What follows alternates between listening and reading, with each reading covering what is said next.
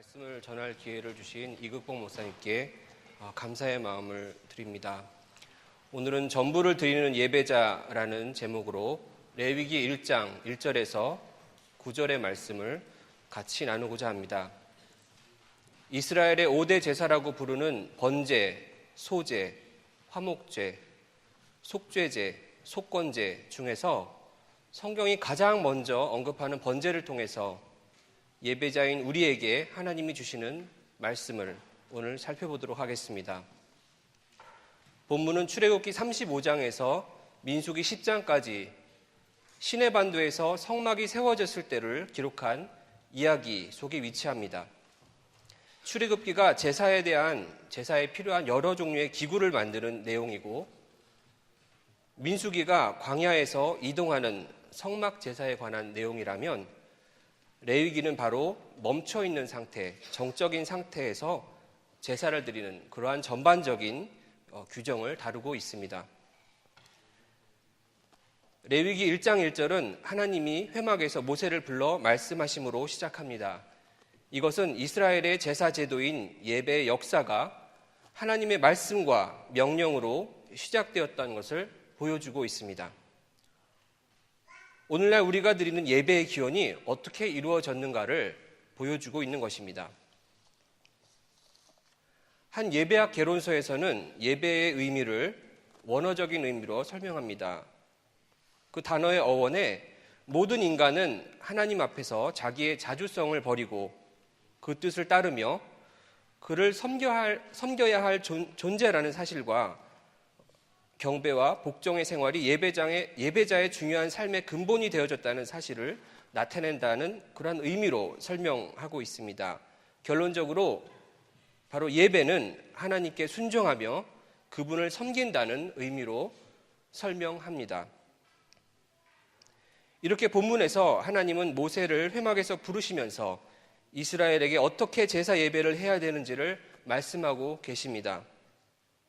이스라엘의 예배의 역사는 말씀으로 명령된 제사 제도를 통해서 이제 막 본문에서 시작되고 있는 것입니다. 여기서 우리는 첫 번째로 예배에 대해서 하나님이 주시는 가르침을 알 수 있습니다. 예배는 하나님의 명령이며 하나님의 말씀으로 시작된다는 것입니다. 인간의 역사와 이해관계에 의해서 제도적으로 예배가 발명되어진 것이 아니라 하나님으로부터 시작되어 당신의 백성 이스라엘에게 주어졌다는 것입니다. 학자들은 고대 근동의 종교와 구약의 제사, 고대 근동의 이방 제사와 구약의 제사를 비교할 때 문화적으로 비슷한 외형을 가지고 있지만 본질적으로는 다르다고 설명하고 있습니다.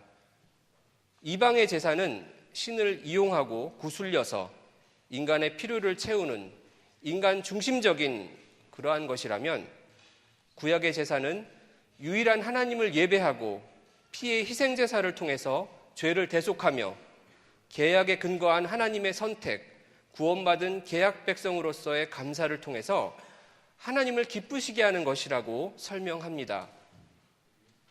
예배의 주도권은 인간에게 있는 것이 아니라 바로 하나님께 있는 것입니다. 예배는 개인적이거나 공동체적인 이해관계에서 어떤 목적을 위한 수단으로 사용될 수 없습니다. 예배는 인간의 기쁨과 만족을 위해서 이용될 수 없습니다. 예배는 그 자체로 하나님의 말씀으로 주어진 것이며 그 대상과 지향점이 바로 인간이 아닌 하나님께 있습니다. 그래서 인간이 이해관계와 기분에 따라서 예배가 좋았다 또는 예배가 나빴다라고 평가하는 것은 말이 안 됩니다. 인간이 예배를 평가할 수 없는, 예배를 심판할 수 없는 것입니다. 번제는 히브리어로 올라라고 합니다. 본문의 3절에서 9절에 설명된 소를 드리는 번제는 17절까지 언급되는 양, 염소, 산비둘기, 집비둘기를 드리는 번제와 크게 다르지 않습니다.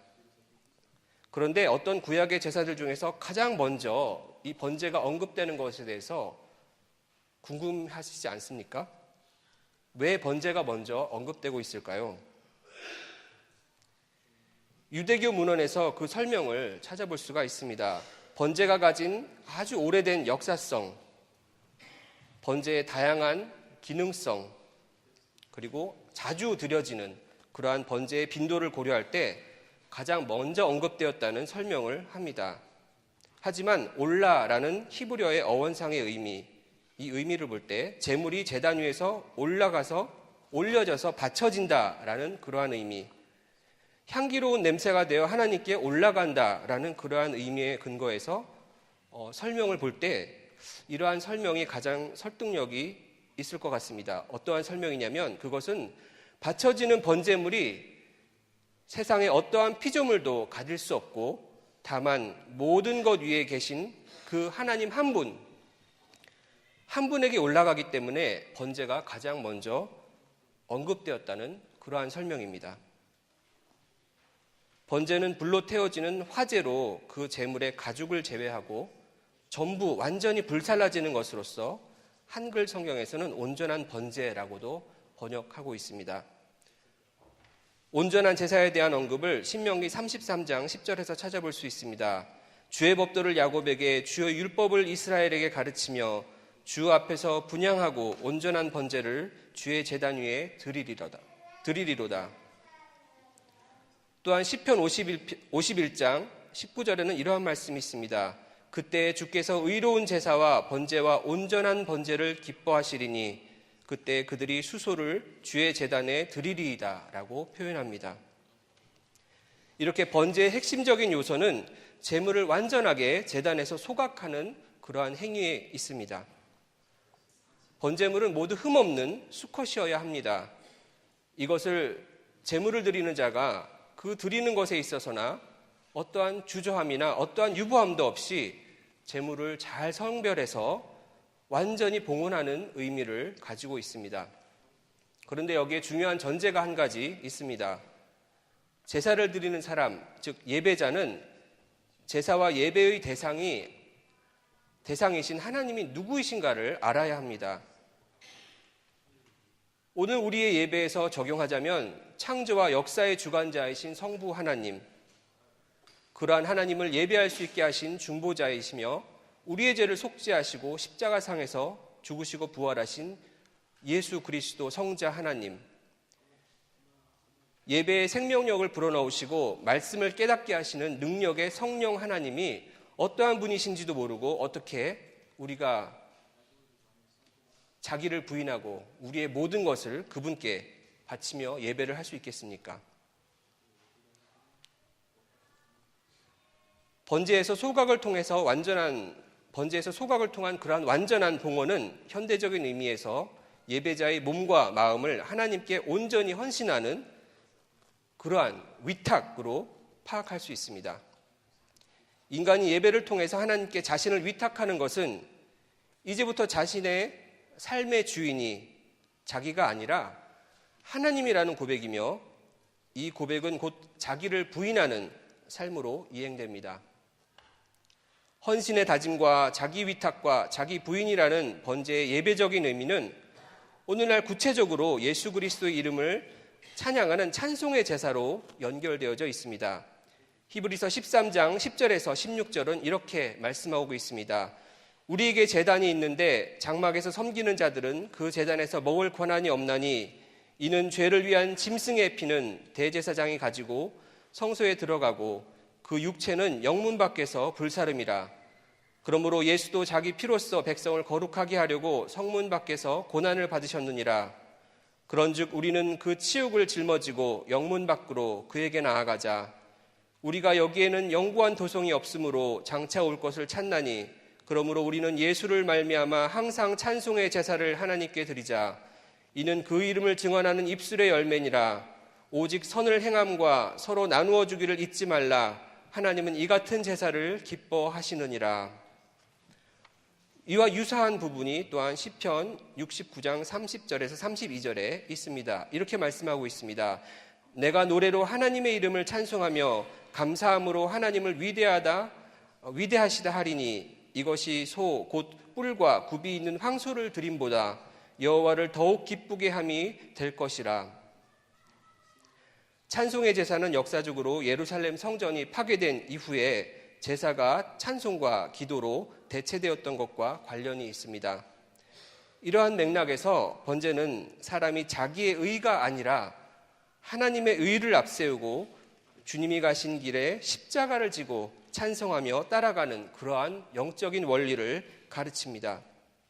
우리의 찬송과 기도는 이렇게 예배에서 중요한 의미를 가집니다. 제물을 드리는 자가 전부를 드리는 것은 제사의 의식적인 완전성 이상의 의미를 가집니다. 이것은 제물을 드리는 사람, 즉 예배자가 자신을 드리는 것과 관련이 있습니다.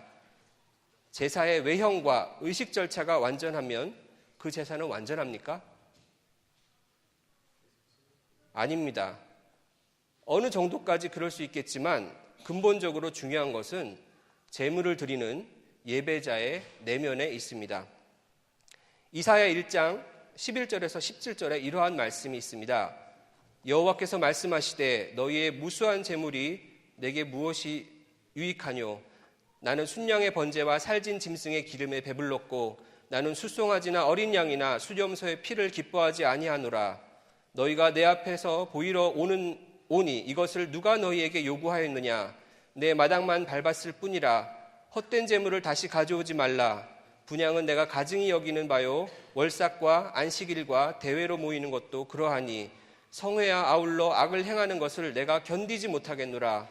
내 마음이 너희의 월삭과 정한 절기를 싫어하나니 이것이 내게 무거운 짐이라. 내가 지기에 곤비하였느니라. 너희가 손을 펼 때에 내가 내 눈을 너희에게서 가리고 너희가 많이 기도할지라도 내가 듣지 아니하리니 이는 너희의 손에 피가 가득함이라. 너희는 스스로 씻으며 스스로 깨끗하게 하여 내 목전에서 너희의 악한 행실을 버리고 행악을 그치고 선행을 배우며 정의를 구하며 학대받는 자를 도와주며 고아를 위하여 신원하며 과부를 위하여 변호하라 하셨느니라. 이 말씀의 의미는 무엇입니까? 제물을 드리는 자, 예배자가 철저하게 율법에 근거해서 제사를 드리고 예배를 드리더라도 그의 내면과 그의 삶이 예배자의 삶을 반영하지 않는다면 제사는 아무런 의미가 없다는 것입니다. 하나님은 제사와 제물을 받으시면서 동시에 제물을 드리는 자, 예배자 자체를 받기를 원하십니다. 예배자의 통합된 내면과 외면을 원하십니다. 이것은 제사나 예배의 외형이 예배자의 내면보다 우선될 수 없는 것을 의미합니다. 그러므로 예배의 외적인 모습이 그것을 평가하는 전부일 수는 없습니다. 하나님은 예배자의 중심을 보십니다. 또한 신약 히브리서 11장 16절은 하나님께 나아가는 자에게 무엇이 있어야 한다고 말씀하고 있습니까? 믿음이 없이는 하나님을 기쁘게 하지 못하나니 하나님께 나아가는 자는 반드시 그가 계신 것과 또한 그가 자기를 찾는 이들에게 상 주시는 이심을 믿어야 할지니라. 제물을 드리는 자, 예배자는 하나님에 대한 믿음이 있어야 합니다. 이 구절에서 생각해 볼 수 있는 것은 하나님의 존재에 대한 믿음 없이 자신을 찾는 자를 기쁘게 생각하신다는 것을 모른 채 하나님께 나아가는 예배자는 참 예배자가 될 수 없다는 것입니다. 그러므로 전부를 소각하는 번제의 의미에서 예배자는 자기 전부를 드려야 합니다. 그것도 믿음을 가지고 자신의 전인격을 바로 드려야 할 것입니다. 본문 4절에서 제물을 드리는 자가 직접 제물의 머리에 안수한다는 것에 대해서 여러 가지 학계의 의견이 있습니다.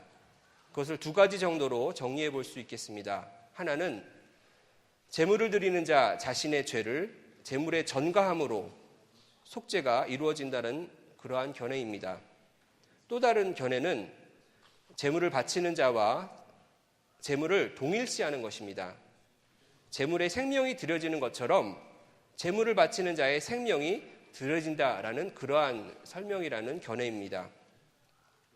그런데 이 둘을 종합하면 안수를 통해서 제물을 드리는 자는 자신의 연약함과 무가치함과 죄를 고백함으로 하나님께 대한 믿음을 표현했으며 죄의 대가가 죽음이므로 제물의 죽음이 필요했다는 것을 알 수 있습니다. 본문 4절에 나타나는 속죄, 이것을 히브리어로 키페르라고 하는데 닦다, 제거하다, 덮다라는 동사에서 파생했습니다. 그리고 이 속죄의 개념은 인간의 원죄에 대한 용서를 담고 있습니다. 창세기 8장 20절에서 21절에 이러한 말씀이 있습니다. 노아가 여호와께 제단을 쌓고 모든 정결한 짐승과 모든 정결한 새 중에서 제물을 취하여 번제로 제단에 드렸더니 여호와께서 그 향기를 받으시고 그 중심에 이르시되 내가 다시는 사람으로 말미암아 땅을 저주하지 아니하리니 이는 사람의 마음이 계획하는 바 어려서부터 악함이라 내가 전에 행한 것 같이 모든 생물을 다시는 멸하지 아니하리니. 이러한 속죄의 개념은 신약에서 예수 그리스도를 통한 원죄의 용서와 같은 맥락에서 바로 이해될 수 있습니다. 로마서 5장 21절에서처럼 한 사람이 세상에 들어온 죄로 모든 사람이 죄를 지어 사망에 들어간 것처럼 예수 그리스도께서 죽으시고 부활하심으로 대속하시는 것입니다. 그러므로 이런 맥락에서 예배자는 하나님께 대한 믿음과 더불어 자신의 죄를 용서해 주시고 대속하시는 하나님에 대한 믿음을 고백적으로 드려야 합니다. 본문에서 번제는 10가지 정도의 단계로 전개되고 있습니다. 이를 정리하면 다음과 같습니다. 첫 번째 단계입니다. 백성은 누구나 회막문 앞에서 제사장에게 살아있는 제물을 가지고 올 수 있다. 이것은 2절에서 3절에 말씀하고 있습니다.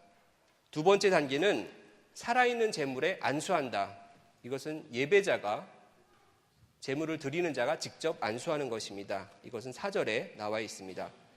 세 번째 단계는 그 살아있는 제물을 도살하는 것입니다. 이것은 본문의 5절에 나와 있습니다. 네 번째 단계는 제사장이 그 피를 번제 사면에 뿌리는 것입니다. 이것은 5절에 언급되어 있습니다. 다섯 번째 단계는 제물의 가죽을 벗기는 것입니다. 이것은 본문의 6절에 나와 있습니다. 여섯 번째 단계는 번제물을 저으며 조각으로 잘라내는 것입니다. 번제물을 조각내는 것입니다. 이것은 본문의 6절에 언급되고 있습니다. 일곱 번째 단계입니다. 제사장은 제단에서 불과 나무를 준비한다. 이것은 본문의 7절에 언급되고 있습니다. 여덟 번째 단계입니다. 제사장은 조각난 제물과 그 머리와 기름을 제단 위에 올려놓는다. 이것은 8절에 언급되고 있습니다. 아홉 번째 단계입니다. 제물의 내장과 다리 정강이를 물로 씻는다. 이것은 9절에 언급되고 있습니다. 마지막 단계는 제사장이 전부를 그 제단 위에서 소각하는 단계입니다. 이것은 마찬가지로 본문 9절에 나와 있습니다. 총 10가지의 과정 중에서 4가지를 제외하고 4가지 단계를 제외하고 6과정 모두가 전적으로 제물을 드리는 자, 즉 예배자가 직접 수행하는 과정입니다. 제물을 고르고 선별하는 일, 제물의 머리에 안수하여 자신의 죄를 속죄하는 일, 제물을 죽여서 가죽을 벗기고 조각내는 일, 내장과 다리 정강이를 물로 씻는 일, 이 모든 과정이 제물을 드리는 자가 직접 해야 하는 일입니다. 가장 힘이 많이 들고 시간을 많이 요구하는 그러한 중요한 과정을 예배드리는 자가 직접 행하고 있습니다. 제가 대학교 4학년이 아니라 대학원을 잠깐 한 학기만 마치고 튀니지에 1년 정도 이렇게 어학연수를 갔던 적이 있습니다. 그때 남부 베르베르족이 사는 지역에 친구 초청을 받아서 그 양 잡는 축제에 같이 갔었던 적이 있는데 그 집에서 양을 몇 마리 이렇게 잡아서 지금 여기 나와 있는 것처럼 그것을 조각내고 피를 다 쏟아내고 그다음에 정강이를 닦는 그러한 작업을 했었던 적이 있습니다. 저도 친구를 도와서 그거를 하루 종일 옆에서 같이 내장을 갖다가 수도꼭지에 탁 해가지고 내장도 씻어내리고 또 칼로 이렇게 고기를 조각내기도 하고 이러한 일들을 했는데 정말 너무너무 힘들어가지고 내가 왜 여기 와서 이것을 할까 하고 이렇게 후회한 적이 있습니다. 한나절 한 2시간 정도 그 일을 했는데 온 몸이 쑤시고 아파서 속에서 막 이렇게 화가 올라오더라고요. 내가 이걸 괜히 도와준다고 했구나. 너무 힘든 일이었는데. 그래서 제가 이 레위기에 이러한 제사 내용이 나오면 그때 그러한 생각이 납니다. 그렇게 고기를 잘라내고 내장을 막 씻어내고 그랬던 기억이 납니다. 그 정도로 이렇게 힘든 작업인데 이 모든 힘든 작업, 중요한 작업을 이 레위기에서는 예배자가 직접 행한다는 것입니다. 본문의 10개의 과정 중에서 4개의 과정만이 제사장이 담당하는 과정입니다. 이 과정은 제물을 드리는 자가 했던 과정의 결과물을 그냥 받아서 소각해서 올리는 일만을 제사장이 하고 있습니다. 제사장은 그저 제물의 피를 뿌리고 제단의 불과 나무를 준비한 뒤에 제물을 바치는 자가 조각낸 부위와 머리와 기름을 제단에서 소각하는 일을 행합니다. 번제의 과정의 경중을 따지는 것은 별로 의미가 없습니다. 하지만 그 과정의 절반 이상을 제물을 드리는 자, 예배자가 직접 수행한다는 것을 알 수 있습니다. 번제의 과정에서 제사장이 모든 것을 행하지 않습니다. 하나님과 제물을 드리는 자를 중재하는 그러한 역할만 할 뿐입니다. 모든 제사의 과정에서 제물을 드리는 자의 역할이 중요합니다. 여기서 알 수 있는 예배의 원리는 무엇입니까?